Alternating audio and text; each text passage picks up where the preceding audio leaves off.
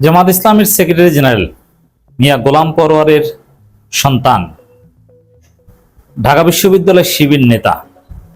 দেখেন, এই গোলাম পরোয়ারের ছেলে সালমানকে নিয়ে যে তুমুল বিতর্ক, আলেম ওলামা এদের মধ্যে যে তুমুল বিতর্ক, ইখতিলাফ, সেখানে জাস্ট গোলাম পরোয়ারের ছেলে, জামাত নেতার ছেলে এটা বলা হচ্ছে, কিন্তু তিনি তো at the same time Dhaka বিশ্ববিদ্যালয়ের শিবিরের নেতা।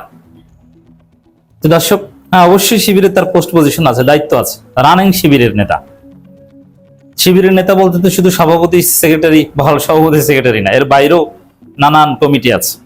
শিবির নেতা সালমান, তাকে নিয়ে এই বিতর্কের মধ্যে তিনি পুরো বাংলাদেশে এখন হিট ক্যারেক্টার, অনন্য উচ্চতায় পৌঁছে গেছেন।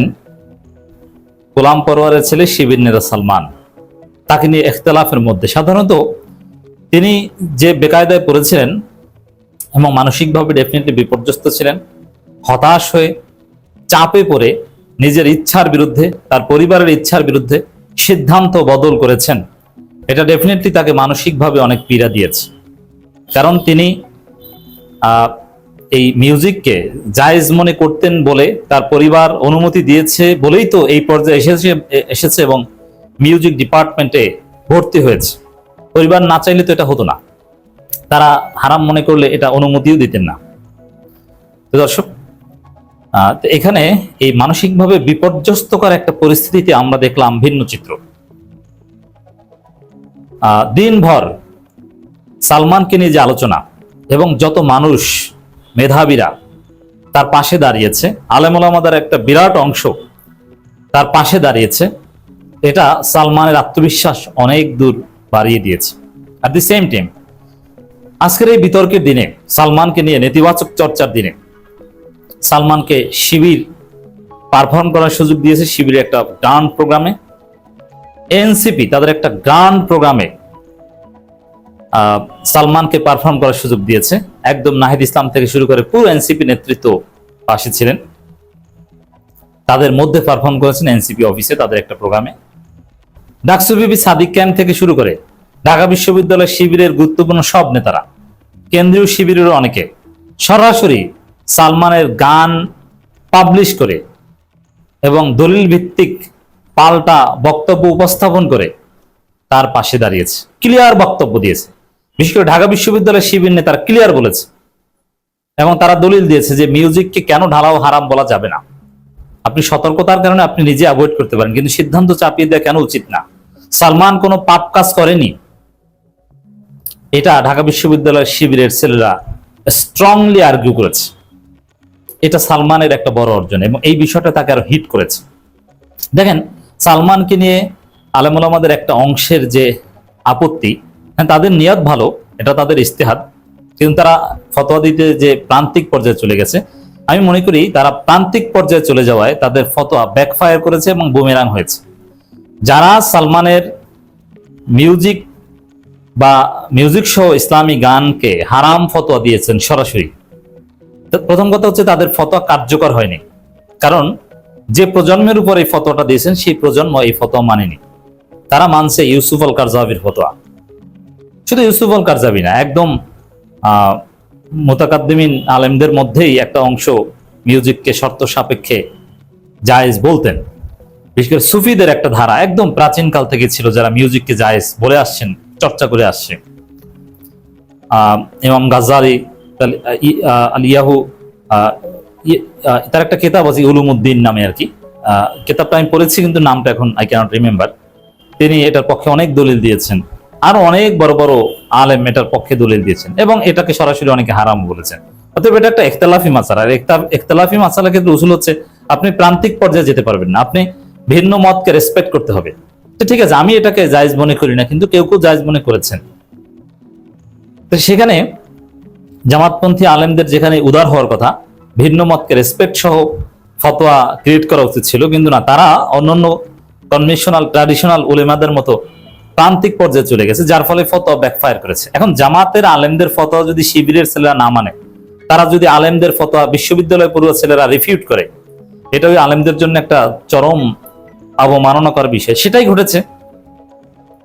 ঢাকা বিশ্ববিদ্যালয়ের ছেলেদের সাজ্জাদ খানের বক্তব্য শিবিরের ছেলেরা প্রচার করছে, এবং আমি নাম বলতে পারি, যে সেক্রেটারি মেম্বার যারা আছে অধিকাংশই সরাসরি সালমানের পক্ষে বক্তব্য দিচ্ছে এবং তাদের ইন্টারনাল বিভিন্ন হোয়াটসঅ্যাপ গ্রুপে তারা সালমানের পক্ষে বলছে এবং মিউজিক সরাসরি হারাম এ কথা না বলার পক্ষে তারা এটাকে ইখতিলাফি মাসালা হিসেবে তারা দেখতে চাচ্ছে এবং উদারতার সুযোগ তারা রাখতে চাচ্ছে।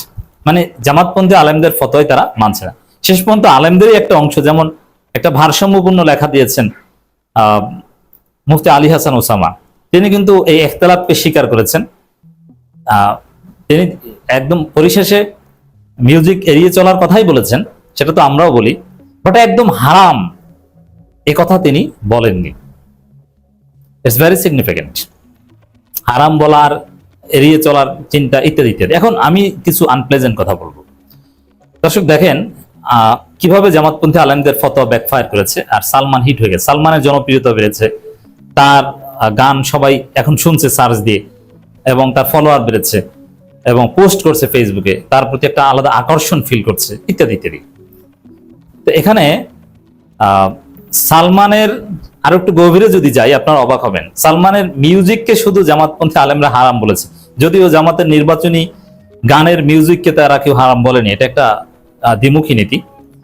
তো এখানে সালমান ঢাকা বিশ্ববিদ্যালয় মিউজিক ডিপার্টমেন্টে পড়ে, এটাকে তারা কেন হারাম বলে না? আবার সালমান আজকেও ফতোয়ার পরও যেসব গান আজকে গেয়েছে, আজকে ফতোয়ার পর, গতকাল রাত থেকে ফতোয়ার ঝড়, যদিও বেশ কয়েকদিন যাবতই, কিন্তু সালমান পিছু হটতে বাধ্য হয়েছে গতকাল রাতে। তো সেখানে আজকে দিনভর সালমানের যে পারফরমেন্স, এখন ওই জামাতের ওই প্রো দেওবন্দি প্রো সালাফি ধারার আলেমরা যারা সরাসরি এক বাক্যে মিউজিককে হারাম বলছে,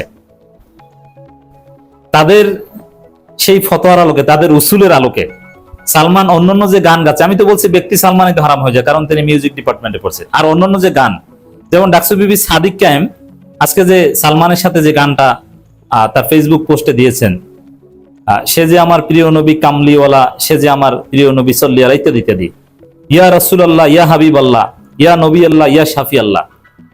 আবার এনসিপি কার্যালয়ে গিয়ে দেখলাম যে দে দে পাল তুলে দে, এই গান গাচ্ছে। আবার শহীদ শরীফ ওসমান হাদির সাথে বিভিন্ন গান রিলিজ হচ্ছে, একসাথে গাচ্ছে। এই গানগুলোর পরিভাষা, কন্টেন্টই কিন্তু ওই প্রো সালাফি প্রো দেওবন্দি আলেমদের কাছে জায়েজ না। এটা কি জানেন? যেমন ইয়া নবী সালাম আলাইকে বলা জায়েজ নাই তাদের কাছে। আজকে মিলাদ বা মিলাদুন নবী বিষয়ে শিবিরের ছেলেরা যা করছে, তারা এটাকে যেভাবে রিমেম্বার করছে, জামাতপন্থী ওই আলেমদের কাছে এটা পুরোপুরি বেদাত। তবে এখানে স্পষ্টতই সামগ্রিকভাবে জামাতের প্রো দেওবন্দি এবং প্রো সালাফি আলটা পিউরিটান আলেমদের সাথে শিবিরের একটা স্ট্রং কন্ট্রাডিকশন আজকে আমরা দেখলাম। এবং এই বিতর্কে শিবিরের ছেলেরাই জিতেছে, কারণ তারা এই মিলাদ এবং মিলাদুন নবী এবং এই ধরনের গান, যে ধরনের গানকে কন্টেন্টকেই তারা জায়েজ মনে করেন না, সেগুলো বেশি বেশি বলছে। এখন এগুলো তাহলে কি নাজায়েজ কাজ করছে? না, নাজায়েজ না, এগুলো মুবাহ। এগুলোর অনেক ব্যাখ্যা আছে, আর সব ক্ষেত্রে জায়েজ না জায়েজ মাসালা খোঁজাও ঠিক না। অনেক ক্ষেত্রে বৃহত্তর স্বার্থে মাসলাহাতে মুরসালা খুঁজতে হবে। অনেকে জাস্ট একটা প্রশ্ন করেন যে ভাই এত বিতর্ক করে লাভ কি, ওইসব সঙ্গীত টঙ্গীত এগুলো বাদ দেন, এটাকে জায়েজ হলো এটা বলে লাভ কি, হারাম বলে আপনারা এড়িয়ে চলেন, তাহলেই তো হলো। জাস্ট এই একটা পয়েন্ট বলে শেষ করছি। হ্যাঁ, লাভ আছে। মিউজিক সহ সঙ্গীত যেহেতু জায়েজ, কেউ কেউ জায়েজ বলেছেন, আমি জায়েজের পক্ষে, ওলামা ইকরামদের মতের আলোকেই পক্ষে। উপকারী থেকে অনেক লাভ আছে। যেমন আমি আমার নিজের কথা বলি, আমি এই মিউজিক সহ বিভিন্ন ইসলামী গান, যে গানগুলো পরিশুদ্ধ, একটা পরকালীন বার্তা দেয়, আমি যখন ওই গানগুলো শুনি তখন আমার মধ্যে একটা সিক্রেট ফিলিংস কাজ করে। যখন আমি এই গানগুলো শুনি তখন একটা পরকালীন অনুভূতি কাজ করে, রাসূলের প্রতি, নবীর প্রতি একটা প্রেম, একটা পবিত্র ভালোবাসা কাজ করে। এবং এই গানগুলো না শুনলে হয়তো ওই সময় আমার সামনে হিন্দি গান, অন্যান্য কনভেনশনাল কনক চাপা, সাবিনা ইয়াসমিন কিংবা অ্যান্ড্রু কিশোরের গান বাজত, কিন্তু না, আমার কাছে সালমানদের গান বাজে। এতে আমাকে ওই হারাম থেকে দূরে রাখে ডেফিনেটলি। এটা হচ্ছে সবচেয়ে প্রজন্মের জন্য, এটা হচ্ছে সবচেয়ে বড় উপকারিতা। আমাদের প্রজন্ম তো অ্যান্ড্রু কিশোর আর আসিফ আকবরদের গানে ডুবে থাকতো, যদিও এই প্রজন্ম ওই অ্যান্ড্রু কিশোরদের গানও শোনে না। এখন তো হাবিব ওয়াহিদ বা আরো কত শিল্পী জানিও না। এই প্রজন্মকে বড় খারাপি থেকে দূরে রাখতে এই পবিত্র গানগুলো, যে গানগুলো পরকালের বার্তা দেয়, নবী প্রেমের বার্তা দেয়, ইসলামের বার্তা দেয়, সেগুলো অত্যন্ত তাৎপর্যপূর্ণ। আর আপনি যদি সেগুলো চর্চা না করেন, তাহলে ওই প্রজন্ম ওই হিন্দি গানের মধ্যে আশিক বানায়া ধূম্রাচলের মধ্যে ডুবে থাকবে।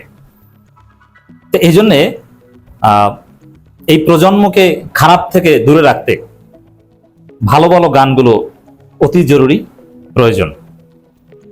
এবং সংস্কৃতিকে এভাবে আটকে রাখা যায় না। দেখেন না এনসিপির ছেলেরা আজকে কি করেছে, তারা ইশকে রাসূল সন্ধ্যা আয়োজন করেছে, সেখানে গোলাম পরোয়ার ছেলে ঠিকই যে পারফর্ম করছে।